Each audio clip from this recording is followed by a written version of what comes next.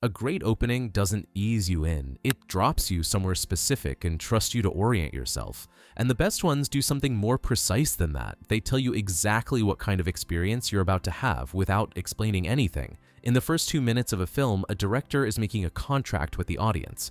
The ones who know what they're doing write that contract in the very first image. The opening of No Country for Old Men is 2 minutes of West Texas landscape with Tommy Lee Jones narrating in voiceover about a crime he can't understand and a world that stopped making sense to him. There's no action, nothing happens in the conventional sense, and yet by the time Anton Chigurh appeals on screen, you already feel the weight of what this film is going to cost you, because the Coens have already told you, through landscape and voice and silence, that this is a story about a man watching his understanding of the world fail him. Everything that follows is just proof of what the opening already knew. Spirited Away begins with Chihiro sulking in the back seat of her parents' car, arms crossed, refusing to engage with her new life. It's an ordinary image of an ordinary child being difficult. Then the car turns down a road that shouldn't be there, and the film quietly begins its transformation, not with spectacle, but with dread. The kind that builds in the stomach before the mind catches up. Miyazaki's opening works because it earns the fantastical by grounding it first in something completely recognizable.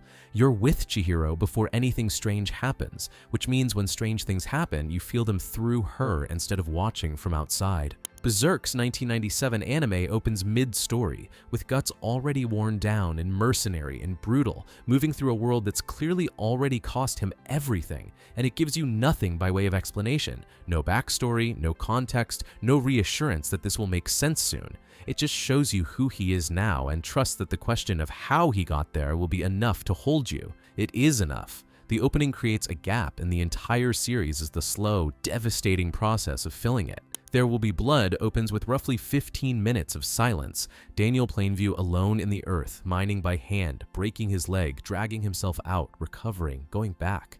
No dialogue, no score for long stretches, just a man and what he's willing to endure to get what he wants. By the time Paul Dano appears on screen, you already know everything you need to know about Daniel Plainview, not from anything he's said, but from what you've watched him do alone when no one is watching. What all of these understand is that an opening is not an introduction. An introduction tells you what something is. An opening makes you feel what something is before you have the language for it yet. The directors who get this right are the ones who trust the image over the explanation, who understand that the audience's nervous system is processing tone and texture and rhythm before the conscious mind is caught up, and who use that gap, that few seconds before understanding arrives, to plant something that will pay off for the next 2 hours. The opening scene is a promise. Every great one is specific enough that you could not swap it with another film and have either make sense. It belongs to that story and only that story, and it knows exactly what it's doing from the very first frame.